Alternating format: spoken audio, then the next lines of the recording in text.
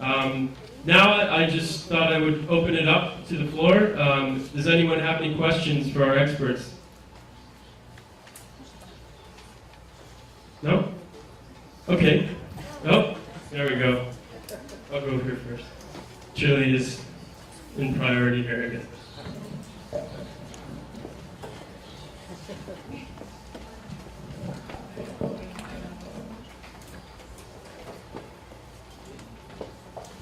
Muchas gracias. Es una pregunta para Mia Raunen y para el representante de la Unión Europea, porque en el caso de la Unión Europea hay empresas que tienen hasta 3 ecolabel, es decir, la flor comunitaria, la flor de la Unión Europea, el cisne nórdico y el ángel azul. Y eso sí es un tema bastante costoso. Y las pymes normalmente no tienen los recursos económicos para tener 3 ecoetiquetas. Entonces mi pregunta es, ¿qué tipo de apoyo técnico y financiero existe en la Unión Europea y en los países nórdicos para ayudar a las pymes? Porque acabo de escuchar que en el caso de China el gobierno da un apoyo muy fuerte a las empresas. Y también una pregunta a la representante de China, ¿es un apoyo específico para las pymes que tienen mayores problemas en ese sentido? Muchas gracias. Thank you. Anyone like to field that? Yeah, thank you very much. I hope I understood the question correctly. No? You refer to the fact that we have a number of different labels in the European Union, Blue Angel, Nordic Swan, now the European Flower, and if a small, medium-sized company wants to apply or have these labels, we have to go 3 times through the same process, and that is very costly. This is how I understood the question. And what would be the financial support to small companies in order to overcome that problem? It's a very expensive. Yeah, I know. Yes. I only want to make sure that I understood correctly what you asked. Small and medium enterprises have a lot Yes. of difficulties. Now, let's say on the side of financial support to small, medium-sized enterprise, I do not want to say something wrong. I'm not sure what the European Union provides as a help in terms of eco-label support. To my knowledge, I know of nothing. But what we do in order to reduce that problem that you mentioned is we try to harmonize the label as far as we can. So if there is a label of a Blue Angel on printers and copiers, as we have just seen the product, and we at the European Union decide we want to have a label on the same product group, then we build on exactly the same criteria as far as we can. We have realized in practice there are always some difficulties, but we try to do the same set of criteria to harmonize with existing labels. We sit together with the Nordic Swan, with the Blue Angel, and see how do our joint criteria look like in order for a company to do the certification only once, and they can use it then 3 times in the same row and do not have to do testing again and again. So we want to try to reduce the burden from that side, and not through financial support, just to enable them to do redundant work. It would be a bit of loss of resources, I have to say, but we want to streamline the process and do the harmonization between the labels. I hope that addresses the question more or less.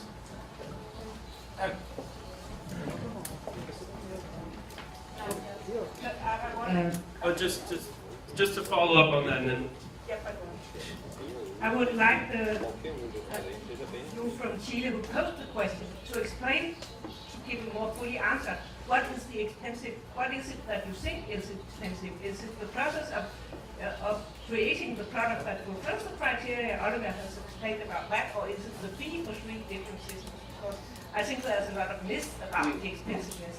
We'll come back to that in the workshop. But yeah, I think we will have more discussion for that in the workshop. well, I think it's important to know what Absolutely. how you ask the question. Great. É, Just follow this one and then. Bom dia, eu não sei se a pergunta é pertinente aqui, mas Eu sou da área da construção civil e eu gostaria de entender como um produto recebe um eco-label sendo fabricado em um determinado país, e eu acredito que na Europa isso aconteça, porque você tem climas diversos, desde a Noruega até a Espanha, e o produto que tem uma certificação verde na Noruega, provavelmente ele não vai servir para o clima da Espanha. E como isso tem funcionado? Se vocês têm encontrado esse tipo de problema, porque nós estamos tendo esse tipo de problema na certificação ambiental de edificações no Brasil, com produtos vindos do Hemisfério Norte. Thank you. Oliver Sims. Thank you very much. I unfortunately did not see who asked. I only heard the voice. Yeah, you're absolutely right. We are developing eco-label on construction, on entire buildings, as well as on construction products. And we also do a three-party procurement for windows and doors at the moment. And we have a very heterogeneous climate in Europe. The difference between Finland and South Spain, where I am based actually, is tremendous, I can tell from experience. So the solution to that is that we adapt the criteria to that.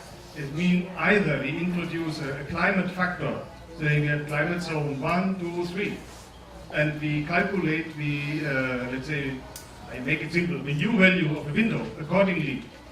So when it fits to different climates, that is one solution. The other, which is more preferable to me, but I don't know if it can be transferred to other countries, is that, how can I say that, not complex. We have special legislation in Europe on the energy efficiency of buildings.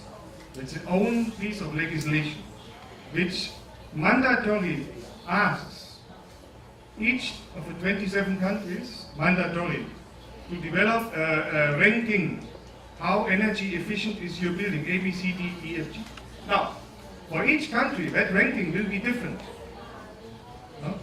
For a reason you just said. And in our eco-label, we make it very simple, also because it's the only practical solution in that case.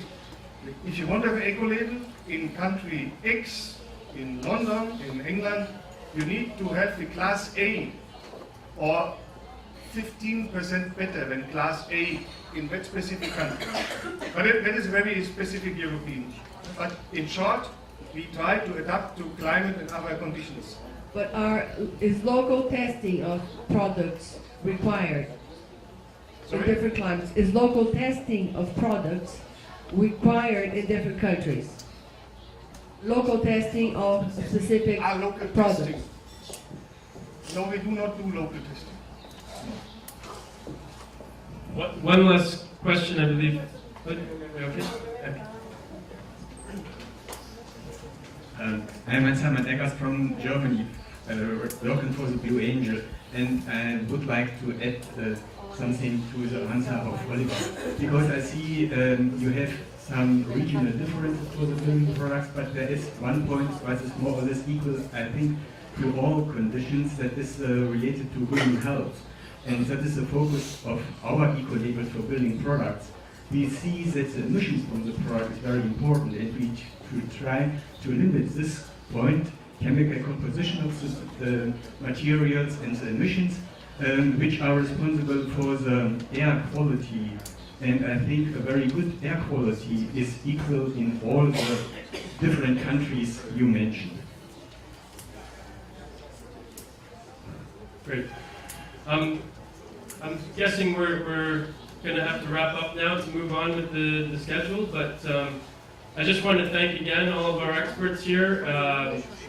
Please don't, we need to keep talking. We're just beginning these discussions, and they're so valuable, especially for this region and what we're about to hopefully embark on. There's so much to learn from the work that you guys have already achieved. So let's give one more round of applause for our experts. Thank you.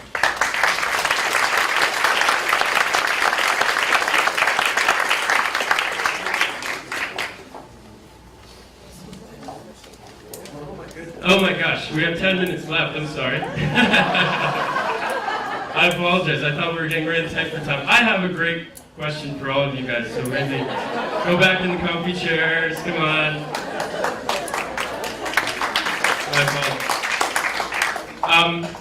Since we're just starting this gathering, I thought I could ask each of you to present one key recommendation for us to address or focus in on in the next coming days. And from your experience and the strengths and the barriers that you've all mentioned, maybe you could bring up one key recommendation that we should really try to address in the coming days. Does anyone want to start? Thank you. I think I already mentioned in my speech the importance we have had from the governmental support, and I mentioned the importance of engaging all different stakeholders.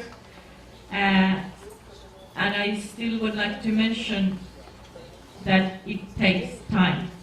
It doesn't happen overnight to create an eco-labeling program. We started over 20 years ago, and now we are there where we are. But our countries and our societies looked very different 20 years ago. So it has really been a long process, so I think you need to set some long-term goals, be persistent, be patient, and you will get there. If we succeeded, I'm sure you will. And I would like to have one final comment on the price issue. It was already mentioned by some of the speakers earlier also about the price of the products which are eco-labeled. I think that's partly a myth. Eco-labeled products are not necessarily always more expensive than the not eco-labeled ones. It can even be, on the contrary, they are not always, but they can even be cheaper, since the manufacturers, when they are changing their manufacturing process, they use less resources, they be more efficient. So it also sometimes shows in the prices. Another thing is the quality. Type 1 eco-labels, as the Nordic Swan, EU eco-label, Blue Angel, and so on, they also set criteria for the quality of the products. So the eco-label products, they are not just environmentally preferable, but they also need to be an excellent quality, so they last long. And that will be an advantage for the consumers as well. Thank you, Mia. Others? Yeah. Now I do. I repeat what was just said. The key recommendation there are two, but the important one for me is you have to identify who are the stakeholders, the groups involved.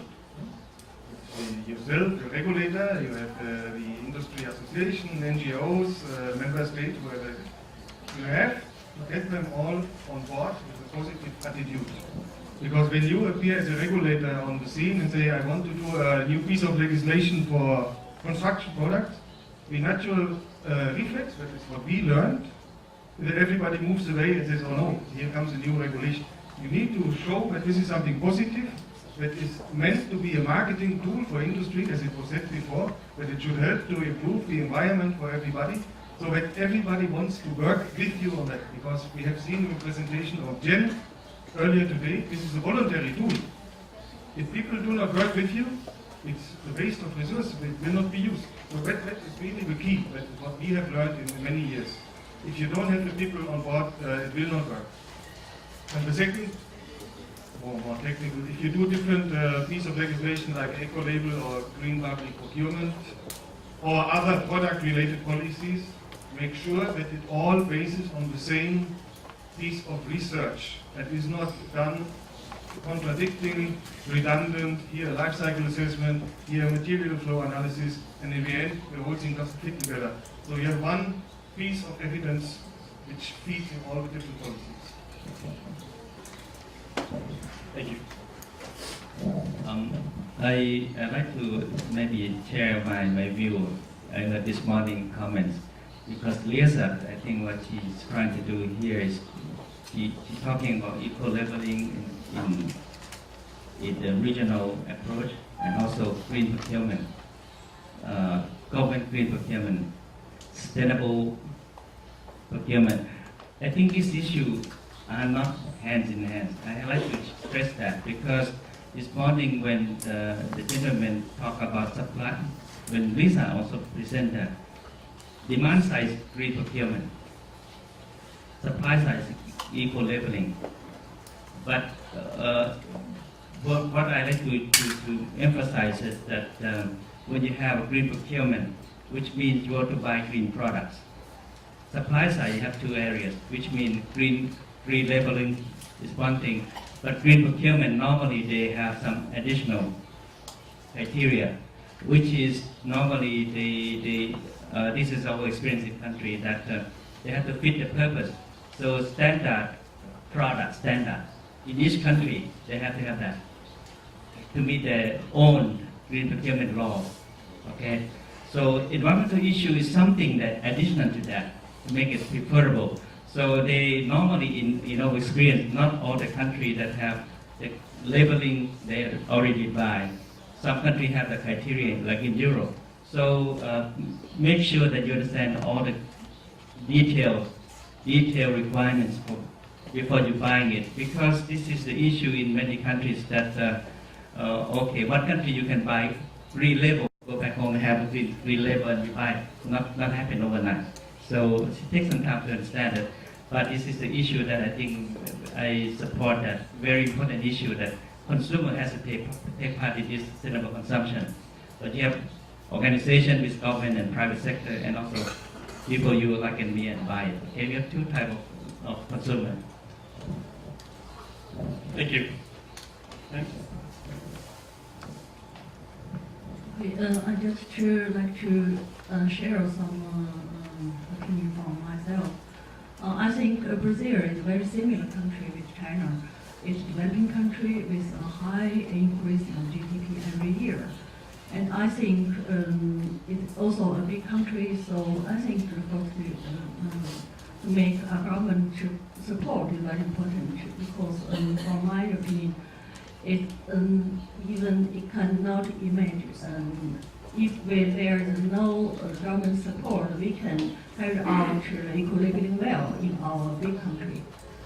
So I think, and also there are some different maybe green label.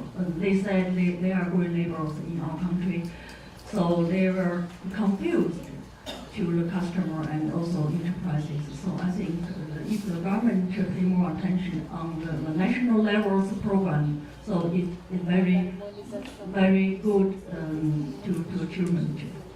And secondly, I think to make the criteria is also there should be based on the local situation, because we learn something from other countries, and we know some more strategies, technical requirement, and some environmental requirement. But if we make the criteria figures too high, it's very difficult to touch. So we should based on our local situation of our country. And the third one, I think, to make customers and enterprise to increase their awareness on environmental friendly product is also very important, because till now there are no many customers like to choose an environmental labeling product, and also some enterprises doesn't know why we want to get the logo. Because it's a voluntary program, so make many people to environmental friendly awareness is also very important. And finally, I think it's important for make more international cooperation, and we can learn each other, and we can know many good practice in different countries. I think. Thank you. Thank you. I'm going to wrap up now, so we can have plenty of time for all of our other speakers. Thank you again to our experts, and we're going to conclude there. Thank you very much.